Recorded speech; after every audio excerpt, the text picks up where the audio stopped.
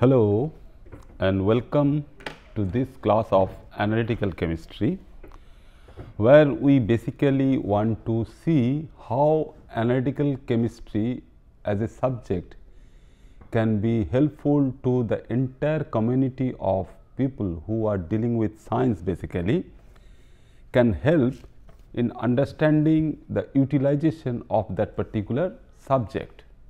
As we all know that when we talk about chemistry, as we see from the very beginning of our life, from our school days, that if we consider that what we know about the chemistry of water and the chemistry of air. So, basically we are talking about the composition of that water, forget about the other extraneous part present in this particular system. When we talk that chemistry of water is nothing but corresponding molecule which we considered as the H2O. So, if we think that there is, instead of that simple H2O molecule, if we have some kind of matter. So, how analytical chemistry can be useful to apply the identification of that matter, in which way? It is the way that where we can identify its composition. That means, what are the elemental composition? If it is a compound, what is the composition of that particular compound, or if it is a complex entity, what is that complex entity? Then the typical chemistry knowledge will help us to identifying the corresponding structure also, because we will be handling different states of these as the matter. The matter can be solid state, the matter can be in the liquid state, and the matter can also be in the gaseous state.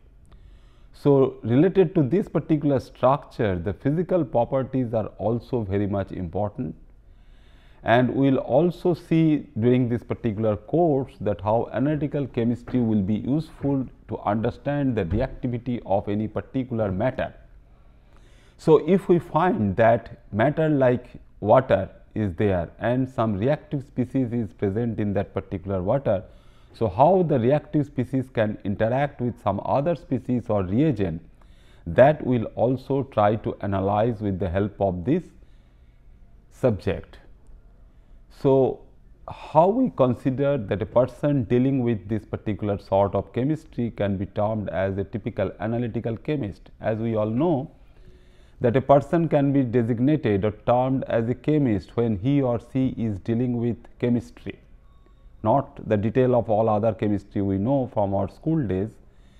So, basically when an analytical chemist is applying its chemical knowledge or chemical understanding to the unique perspective to study the chemistry of this matter, the chemistry of this material, chemistry of this particular solid product or chemistry of some reaction, we consider that the analytical chemistry will be very much helpful in understanding all these unique properties related to chemistry.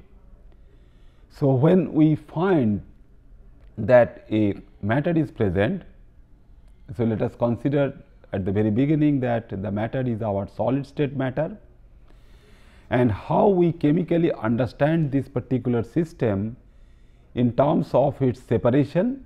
Suppose the matter is not a pure compound or a pure material or a pure complex species, but it is a mixture.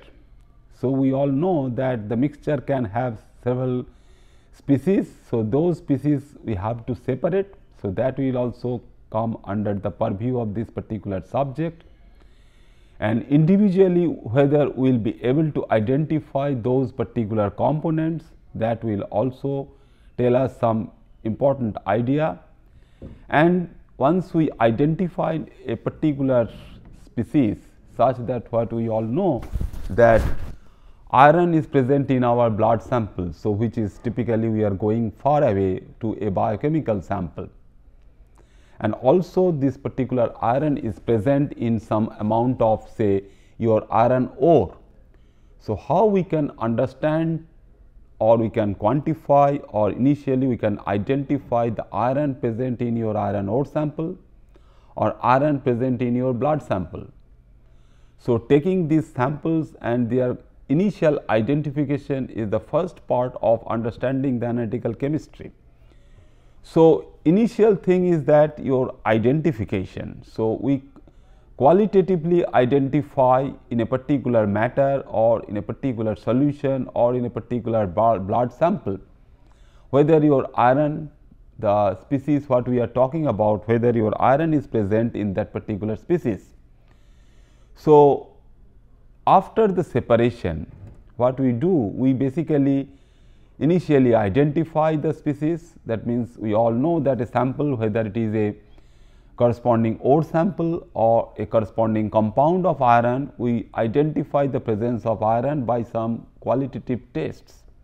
So, from our school days, we all know that how we can identify iron in any unknown sample or sodium in any unknown sample, because all we know that is a typical food material for us is your sodium chloride. So, how to identify the presence of sodium as sodium plus, sodium cation in our common table salt, what we take every day or every time. So, identification of that particular sodium in sodium chloride sample will give us some idea the methodology how will you identify. In our school days we know that this can be identified by the simple test of our flame test. So, sodium can give rise to a good flame test. So, any white powder sample which is your sodium chloride can be identified nicely for the presence of sodium as Na plus in that particular sample. So, your sodium chloride can be your unknown sample, but we can identify the presence of sodium over there and we can differentiate that particular sample from other white powder like samples like potassium chloride, calcium chloride, etc. Now, if we go for the amount of that particular species, whether any unknown white powder we are handling, and in that unknown white powder, if we find that in unknown white powder, if we try to find out or figure out the amount of sodium chloride present in that unknown sample, what we have to do? We have to do the corresponding quantification. That means, the amount of sodium chloride present in that particular sample. So, the entire process of analysis may constitute the typical analysis process, and once this analytical process is there, we can do by our hand. We know that typical titrimetric method from our school days, we have learned that qualitative analysis by identification and followed by the corresponding quantitative analysis, which is the volumetric method we consider it as a titrimetric method. Or if we go beyond, why we should go beyond that, we will also consider slowly that why we require another method of analysis. So, if that particular method what we are applying at present is not suitable enough due to the paucity of the amount of sample present, we should go for another technique or another method for that particular analysis. So, in a particular process, a qualitative analysis determines the presence or absence of a particular compound. So, it not only tells us the amount of iron present in any unknown sample, it also tells us that something is absent, which is also very much important, that whether a particular species which is toxic to us, that means when we drink a glass of water, whether the glass of water contains something which is obnoxious, which is harmful to our body, which is toxic to our body, is present or not. So, not only the presence, but also sometimes this particular technique or this particular analysis will also tell us whether this particular species is absent. So, a potable water what we drink for our daily need can have some ions like sodium ion, potassium ion, chloride ions, all these things, but it should be devoid of some other salts. So, it should not contain some contaminated mercury, it should not contain high amount of iron.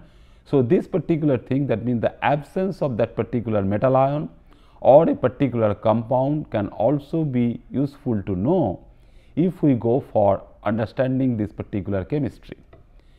So, this particular way the qualitative analysis is directly related to the identification, and this identification is not related to the corresponding mass, that means the amount what is present in that particular sample and the corresponding concentration.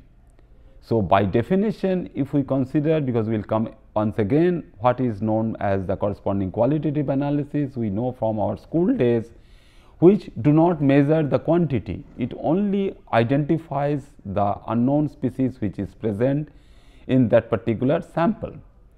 So, if we consider that if we have certain amount of this particular unknown sample, and this unknown sample we want to measure. So, how we can measure that we also want to know. So, this is basically therefore gives us some idea that analytical chemistry, now onward I will abbreviate it as AC. So, this is a particularly known as a measurement science,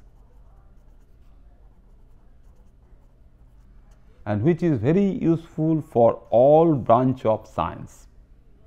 So, is a measurement science where we see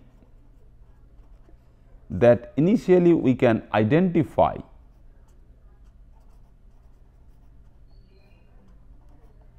that your sample has this particular unknown species, which is your say ferric ion.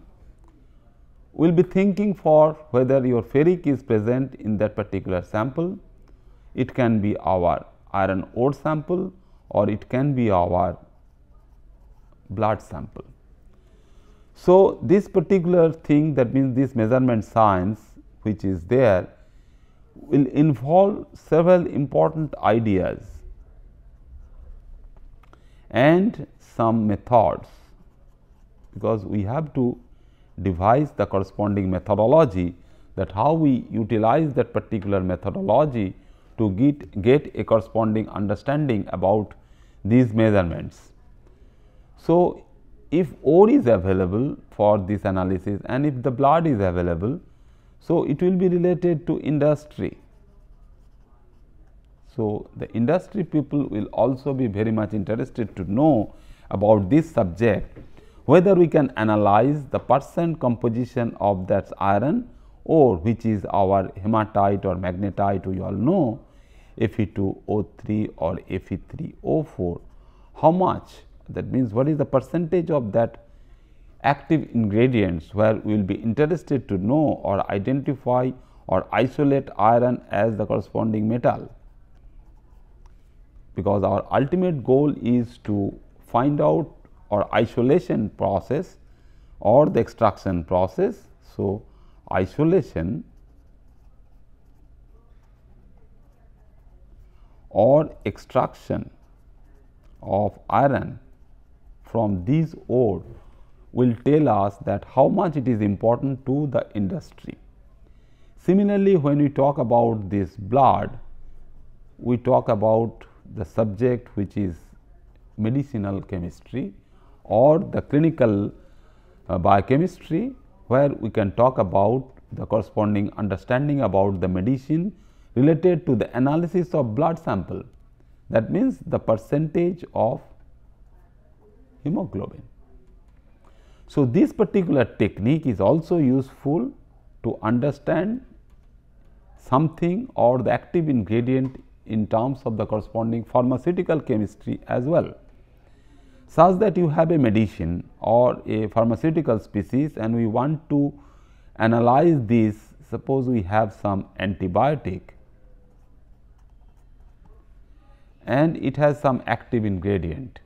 How to analyze this particular active ingredient which is present in this particular antibiotic will also tell us that how we go for this measurement, and this measurement science will also tell us whether this particular analysis will give us some idea about the blood sample, because if we consider that this blood sample is not a pure thing, that means it not has only that hemoglobin, or sometimes we know that it has the corresponding myoglobin percentage, and these two things are related for their oxygenation reaction. So, the dissolved O2 and the dissolved CO2 we can find out for this particular blood sample. So, to treat some illness, So, this will be related to the illness. So, doctors will go for treating this illness. So, to treat this illness, we always should know what is the corresponding dissolved amount of O2 and CO2 in our blood sample. Similarly, in terms of these metal ions, since we are talking about these metal ions, because we know that a very active ingredient of all these samples in our bone and all. So, in our bone samples calcium 2 plus is there, but if you are asked to determine whether your blood sample has some sufficient amount of calcium, because the calcium will always be present in the blood, because there will be a reversible transfer of this iron, because some amount of iron will be deposited in our bone, in our teeth, and some will be leaching out from the corresponding solid material. So, these are all materials related to our this bone and teeth, and this is directly related to something which is known as the corresponding mineralization process. So, biomineralization will tell us how much calcium we can have in our bone and teeth, and if we want to determine the percentage of calcium which is less if we have a corresponding diseased condition, then we should take the help of this particular subject. That means, the analytical chemistry will be helpful to us to find out these concentration. And moving from there, if we just go for their application to some say automobile exhaust.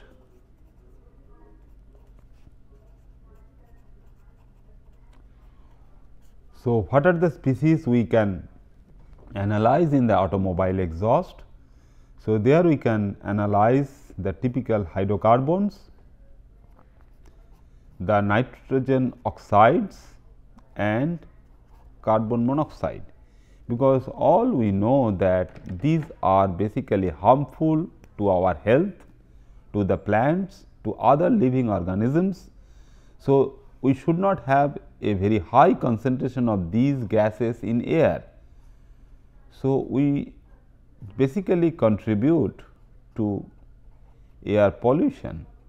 So, this particular chemistry or the chemical knowledge or the chemical understanding have the direct relevance to understand the corresponding pollution of the air. So, the air quality can be monitored if we are able to monitor a air sample from this particular city to some other city where large amount of automobiles are being used, and the exhaust amount of these gases are also very high and is basically polluting the corresponding air.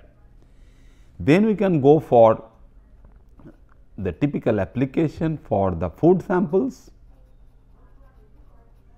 So, we can analyze the different food samples in terms of their nitrogen content. So, this is a very important analysis what we can understand in terms of the percentage of nitrogen. As the particular course progresses, we will find out that this is a very active ingredient where we can find out some other compounds also. Suppose we are handling some organic compound, whether it is a solid or a liquid or say some gaseous compound, and all we know that the organic compound can have nitrogen also. So, basically these food samples which are also organic in nature in most of these cases. So, we can identify or we can analyze or we can estimate the nitrogen content of these particular samples, and once we find out this nitrogen content, why we are so interested to know about this nitrogen content, because this nitrogen content of these food samples will be directly related to the corresponding protein content. So, this protein content of the food material, because always we should know that there is a typical balance, we should maintain that particular balance for our food material. We should have a right amount of carbohydrate, we should have a right amount of protein and also the fat content. So, if we are basically interested to know about the corresponding protein content of the food samples, we definitely go for the nitrogen analysis, and once we determine this protein content, it will tell us about the corresponding food material, how good it is for its nutritional value. So, what we can do? We can find out the corresponding nutritional value by using this analytical chemistry of the different food samples.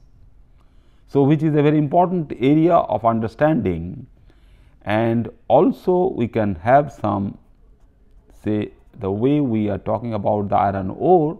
If we go further, so industry people are also related to know the quality of the steel they are producing or the quality of steel somebody is buying from some industry. So, they try to know, they try to go for a typical analysis. So, what we see that this is basically a subject where we can go from analysis of the blood sample to the steel sample. So, this particular analysis, so like that we get some data related to that particular analysis, and data will be helpful to understand the quality of the steel. So, we can analyze the quality. So, quality of the steel can be analyzed while we produce these things. So, during production also, so during production in industry, a huge say iron industry, so different iron industries we know that they are producing, and when they are producing this particular steel sample, they always try to monitor the quality of this particular steel by knowing some ingredients. So, during the production what they can monitor? We know that in steel certain amount of carbon is present, and if we monitor the percentage of carbon, so always we should know that the percentage of some amount of species, which directly tells us some analysis which we term as quantitative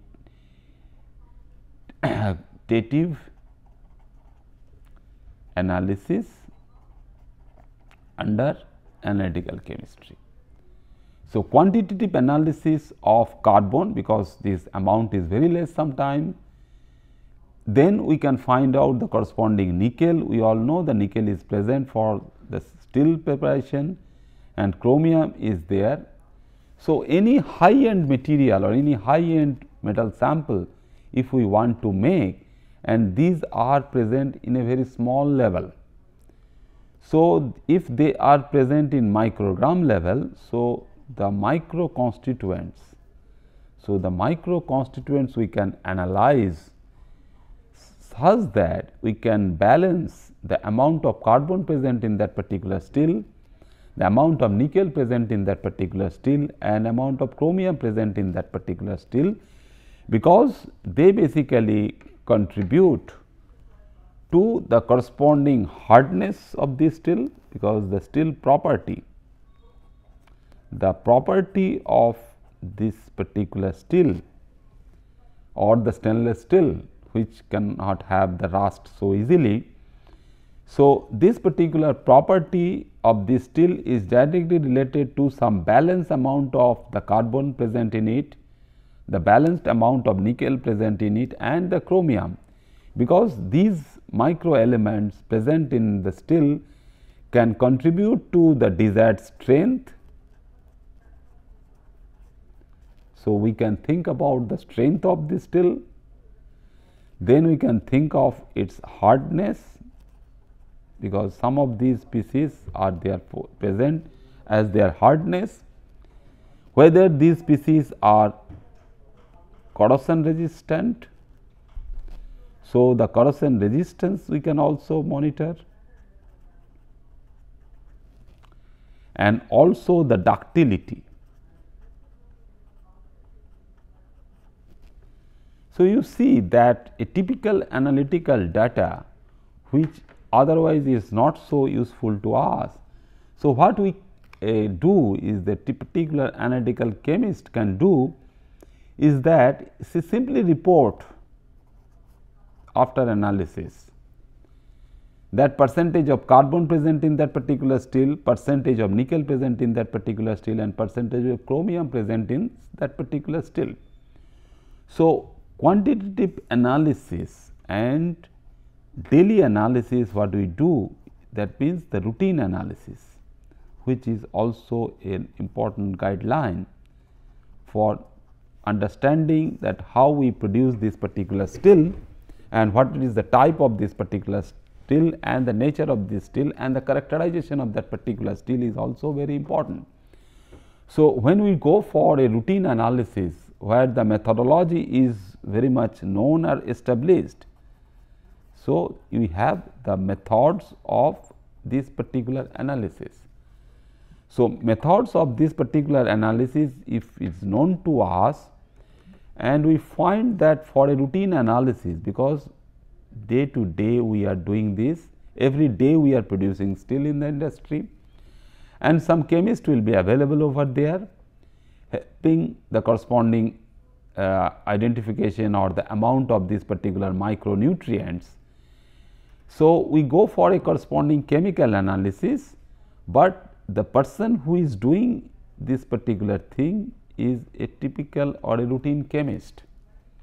So, he cannot be termed as an analytical chemist. So, an analytical chemist, to be an analytical chemist, you must have some different duty.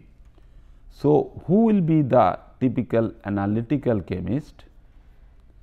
Because this analytical chemist can have some other duty, because once the analytical process, that means the routine analysis is established, every day the chemist, the corresponding chemical analyst, the chemical analyst can do or analyze these particular steel samples every day for its percentage of the different micronutrients, even sometimes the percentage of iron which is present in the steel, because we are getting from the ore sample of this iron for making this particular steel.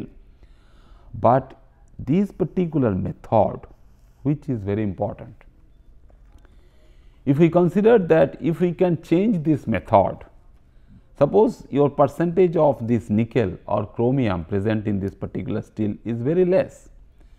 So, we are going down from this micro level. So, we know that through terminology we sometimes use that the parts per million or parts per billion percentage. So, if we go down, that means the concentration of this species is very less. So, whatever methodology this person, this chemist was utilizing is no longer useful to identify the amount of this species with certainty. So, you have to change the corresponding method. So, if we change the method, you have to introduce a new methodology, you have to introduce a new process of this analysis. So, how to go for this particular methodology? So, there comes into the picture the analytical chemistry. So, he or she is the analytical chemist who can introduce a new methodology. Suppose we are doing by simple titrimetric method or the gravimetric method of analysis, but if this person can introduce something with the help of some instrument which give rise to some instrumental methods of analysis. So, that instrumental methods of analysis can have something or some steps, and those steps we get from the sample, the raw sample what we can have.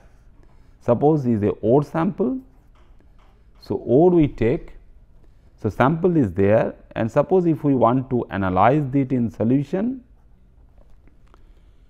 so we can have this solution, and if we want to determine a very low concentration, very small concentration, without going for some analysis like we all know from our school days, the gravimetric analysis or the volumetric analysis, we can directly go for analyzing this in a particular technique which is the instrumental technique. So, this method of analysis will also give rise an analysis. So, this is a quantitative analysis, but this is instrumental method what we are utilizing. So, instrumental, we will be utilizing instrument.